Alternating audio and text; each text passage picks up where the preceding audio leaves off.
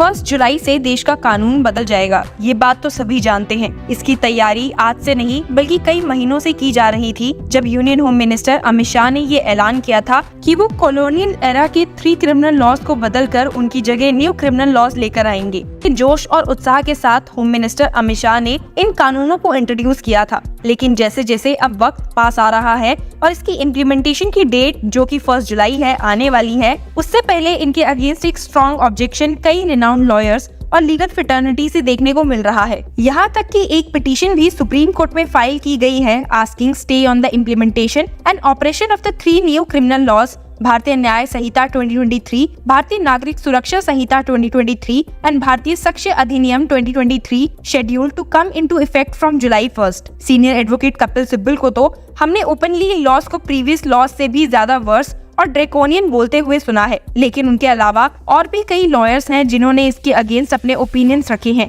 जैसे कि former additional solicitor general Indira Jaising. Government से इन लॉज को डेफर या पोस्टपोन करने की रिक्वेस्ट करते हुए इंदिरा जयसिंह ने चीफ जस्टिस ऑफ इंडिया और मिनिस्ट्री को लेटर तक लिख दिए थे, लेकिन उसके बावजूद ये लॉज 1 जुलाई से इन्फोर्स होने वाले हैं। आपको बता दो कि सीनियर एडवोकेट्स के साथ साथ अब डिफरेंट हाई कोर्ट्स की बार एसोसिएशन भी एक्टिवली इन लॉज के अगेंस्ट प्रोटेस्ट करते हुए देखे जा रहे हैं। आपको जानकर हैरानी होगी कि bar council of West Bengal ने 1 जुलाई को ब्लैक डे प्रोटेस्ट डिक्लेयर किया है, जो कि सेंटर द्वारा इम्प्लीमेंट किए गए 3 नए क्रिमिनल लॉज के खिलाफ है। ये laws Indian penal code, evidence act और क्रिमिनल प्रोसीजर कोड को रिप्लेस करेंगे। Bar council of West Bengal ने इस एंटी पीपल एक्ट के खिलाफ अपना जोर से विरोध दर्ज कराने का निश्चय किया है। रेजोल्यूशन का एक एक्सर्प्ट कहता है, as per resolution of the council meeting dated 25 June 2024, the members of the council express their unanimous views regarding Bharatiya Nyaya संहिता 2023, भारतीय नागरिक सुरक्षा संहिता 2023 एंड भारतीय Sakshya Adhiniyam 2023. These 3 acts are anti-people,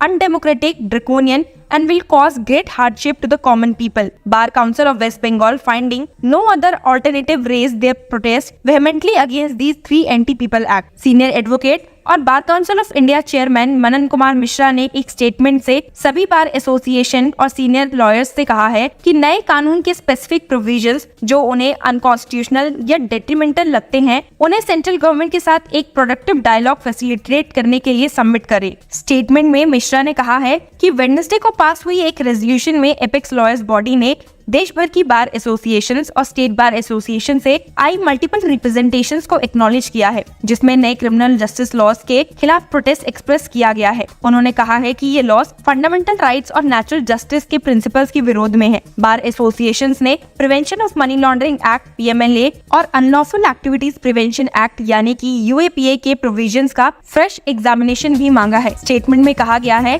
these bar associations have signalled their intent to engage in indefinite agitations and protest unless these laws are suspended and subjected to thorough nationwide discussion including a comprehensive review by the parliament. इसमें आगे add किया गया है, concerns have been raised that several provisions of these new laws are perceived to be anti-people, more draconian than the colonial era laws they intend to replace and pose a serious threat to the fundamental rights of the citizens. इस communication में कहा गया है कि कई legal luminaries और advocates ने in laws का स्ट्रॉन्ग ऑपोजिशन किया है। स्टेटमेंट में आगे कहा गया है कि apex lawyers body union environment minister Bhupendra Yadav, जो खुद भी एक लॉयर हैं, उनकी इंटरवेंशन मांगेंगे ताकि इस मैटर में मीडिएशन हो सके। इसने नोट किया है कि union home minister Amit Shah ने सितंबर 2023 में कहा था कि सेंटर नए क्रिमिनल जस्टिस लॉज के किसी भी प्रोविजन को अमेंड करने के लिए तैयार है अगर वैलिड रीजंस और प्लॉसिबल सजेशन सामने आते हैं। Statement added, upon receiving specific suggestions from the bar associations,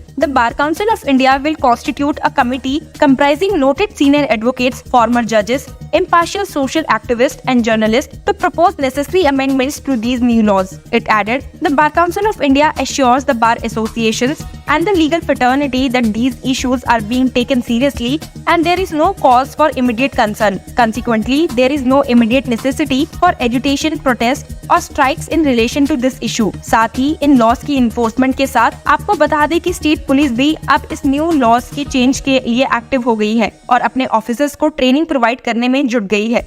Bihar ने bureau of police research and development, जो केंद्रीय एक संगठन है, उसके साथ मिलकर कई तरह के ट्रेनिंग ऑर्गेनाइज किए हैं। उनके इंस्ट्रक्टर आए हैं बिहार पुलिस एकेडमी, उन्होंने ट्रेनिंग दी है कुछ ट्रेनिंग हम लोगों ने हाइब्रिड मोड में किया है। कोशिश ये किया था कि एक पूरा बैच जो 2000 सब इंस्पेक्टर्स का था, जो हाल ही में पास आउट हुआ है, उनको इस नए कानूनों के बारे में एक्सपोजर दिया जाए। लेकिन हाल ही में इन दिनों इलेक्शंस के तुरंत बाद डीजी साहब के निर्देश अनुसार लगभग अभी तक 26,000 ऑफिसर्स जो इन्वेस्टिगेटिंग ऑफिसर की श्रेणी में आते हैं, जो एएसआई से लेके डीएसपी रैंक तक के हैं, उनकी ट्रेनिंग संपन्न की गई है हाइब्रिड मोड से।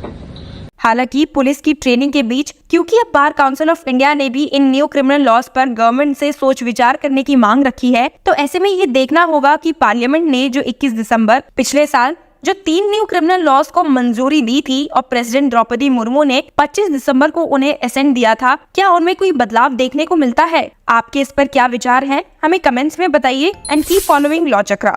माननीय अध्यक्ष जी, आज मैं जो 3 विधेयक एक साथ लेकर आया हूँ, वो तीनों विधेयक एक प्रकार से मोदी जी ने जो 5 प्रण लिए हैं, उसमें से एक प्रण की अनुपालना करने वाले हैं।